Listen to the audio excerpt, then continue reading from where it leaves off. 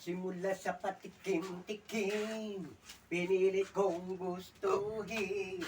Bisyong nagsimulang lumalim, kaya ngayon'y kahirap tanggalin. Kabilin-bilinan ng lola, huwag kuminom ng serbesa. Ito'y hindi inuming pambata, pahingi ng pantoma.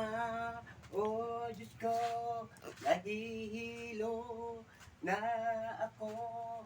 Kasi laklak maghapon, magdamag.